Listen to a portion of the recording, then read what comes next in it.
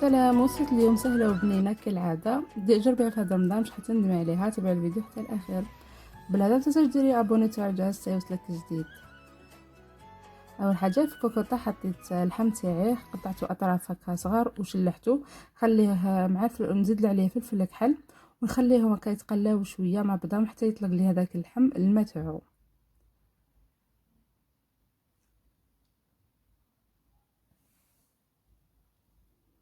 من بعد ضفت عليه حبه تاع بصل تكون هكا موايه، نقطعها هكا مربعات صغار ونزيد نخليها تتقلى معاه.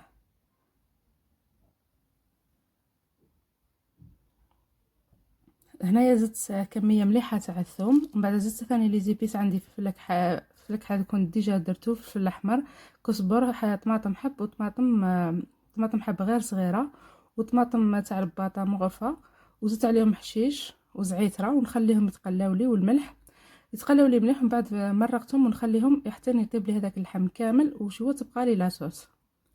من جهه اخرى درت كاس تاع فرينه، ضفت عليه مغرفه صغيره تاع خميره الخبز،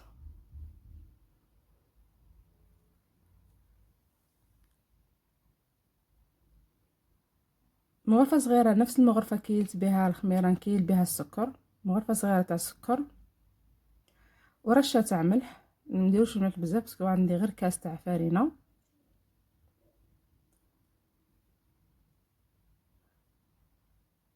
نخلطو هذوك النواش شوية مع بعضاهم.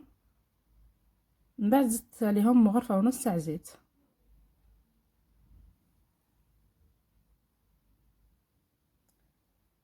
نحاول نبسس قبل هذيك الفرينة تاعي ما ندلكها بالزيت هذاك، نبسسها مليح، نوزع هذا كامل الزيت باش ما يبقاليش في بلاصه وحده، نوزعهم كامل على هذيك الفرينة بهذه الطريقه. ومن بعد نجي ندير الماء تاعي يكون دافي، نضيف غير بشويه.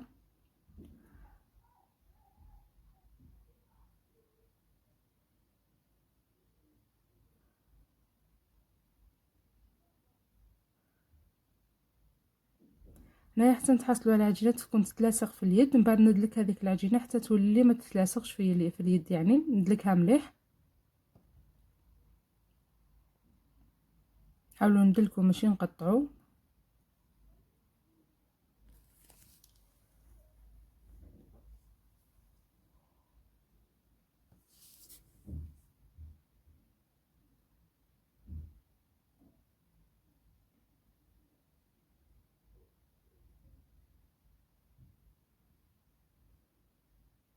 من بعد نحطها في هذاك الطبسيل، نغطيها بصاشيه، نزيد لها هكا في طرشول، نخليها تخمر.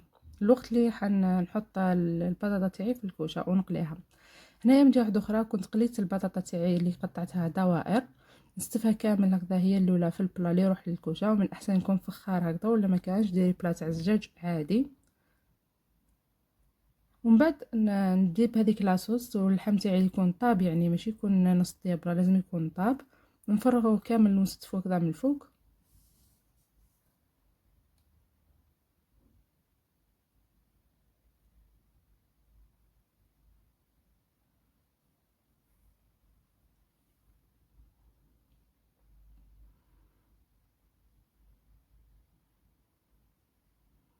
فرغ كامل هذيك لاصوص باش تشرب لي كامل هذيك البطاطا تاعي، تدي هذيك البنه تاع اللحم.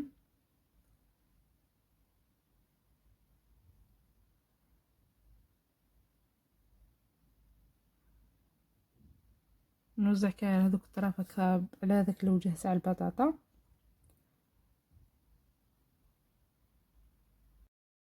وندخلها الكوشه حتى تشرب لي هذيك كامل لاصوص تاعي.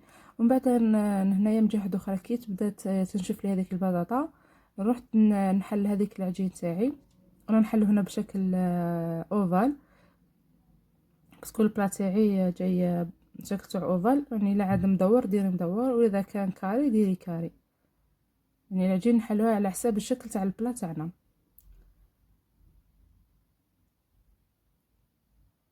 ونحلوها تكون رقيقه ما تكونش خشينه، يعني رقيها قد ما قدرتي.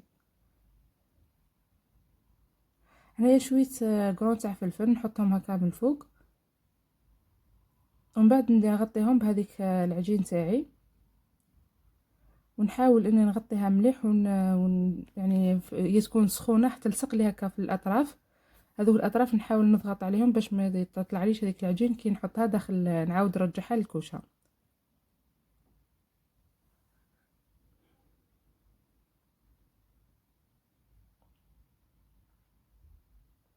عادي اذا ثقبت ولا تقدروا ديروا لها طرف هكذا تغلقوه بها.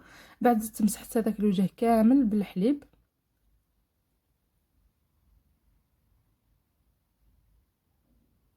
حاول نمسحها كامل بالحليب باش تعطي لي تحميره شابه.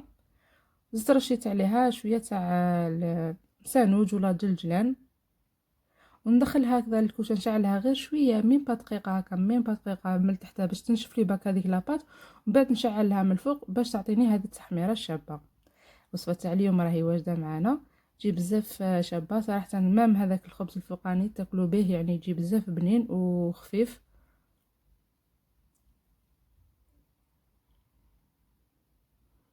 وتوالم في رمضان ولا كي يكونوا عندنا ضياف نديروا لهم هكذا، يعني تقدري ديري مام دجاج ماشي لازم اللحم، وتغطيه بهذا الفكره تاع الغطاء هذا اللي هي فكره تركيه، تجي بزاف شابه.